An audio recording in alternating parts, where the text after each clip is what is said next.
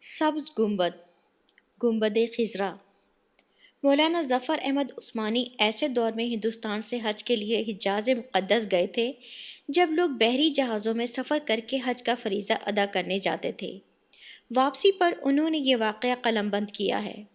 فرماتے ہیں کہ میں ساری عمر کسی محفل میں ایسا لاجواب نہیں ہوا سوائے ایک موقع پر جب ہم حج کے دوران مدینہ طیبہ گئے تو اس وقت مسجد نبوی سے ملحقہ اپنا خیمہ لگایا اور وہاں رہائش رکھی اور ادھر سے ہی مسجد نبوی میں آ جاتے۔ چونکہ شدید گرمیوں کا موسم تھا، جب ہم تمام حاجی اکٹھے ہو کر شام کو کھانا کھاتے تو اس وقت وہاں سے گرم موسم کی وجہ سے تربوز خرید لیتے اور کھانے کے بعد اسے کھاتے اور اس کے چھلکے باہر پھینک دیتے۔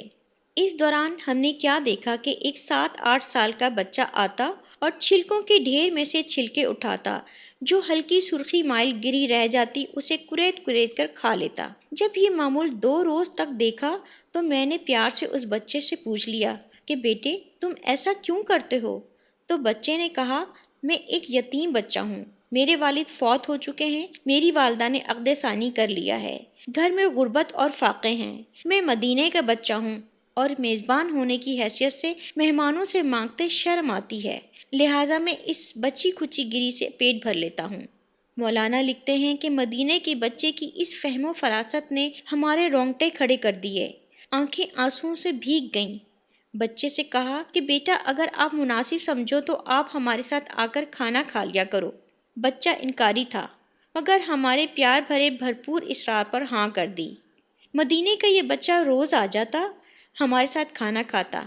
آہستہ آہستہ شناسائی بڑھتی گئی، بچے سے محبت پروان چڑھی تو میں نے بچے کو پیشکش کر دی کہ بیٹا آپ میرے ساتھ ہندوستان آ جاؤ، میں وہاں آپ کو درس میں رکھ کر پڑھاؤں گا، کالج اور یونیورسٹی کی سطح تک آپ کی تعلیم کا بندوبست کروں گا۔ تو بچے نے کہا میں اپنی والدہ سے بات کر کے آپ کو آگاہ کرتا ہوں۔ جب ہماری واپسی کا وقت آ گیا تو وہ بچہ اپنی والدہ سے اجازت لے کر سامان سفر باندھ کر آ گیا۔ ہمیں بڑی خوشی ہوئی، بچے کو ساتھ لیا۔ بچہ قافلے کے ہمراہ چل رہا تھا تو دوران سفر میرے ساتھ محو گفتگو تھا، سوال کر رہا تھا کہ چاچا جی وہاں ہندوستان میں اسکول اچھے ہیں؟ میں نے کہا کہ بیٹا بہت اچھے ہیں، وہاں مجھے اچھے اچھے کپڑے پہننے کو ملیں گے؟ میں نے کہا ہاں بیٹا۔ اس نے پوچھا مجھے وہاں فٹ بال کھیلنے کے گراؤنڈ میسر آئیں گے؟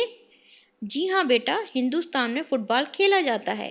بچے نے کہا مجھے وہاں طرح طرح کے معیاری کھانے اور اچھی رہائش ملے گی؟ میں نے کہا کیوں نہیں بیٹا، یہ سب سہولتیں آپ کو ملیں گی۔ اس دوران چلتے چلتے سامنے گنبد خضرا نظر آ گیا۔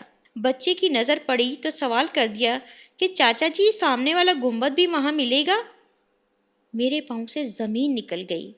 بچے کے اس سوال نے مجھے لاجواب کر دیا اور میں نے تڑپ کر کہا بیٹا اگر یہ گنبد وہاں مل جاتا تو مجھے یہاں آنے کی کیا ضرورت تھی؟ بچے نے میرا جواب سنا تو اپنا ہاتھ چھڑایا اور کہا چاچا جی مفلسی، بے بسی اور یتیمی قبول ہے، مگر سرکار مدینہ کا دامن چھوڑنا کسی صورت گوارا نہیں، میں مدینہ نہیں چھوڑ سکتا۔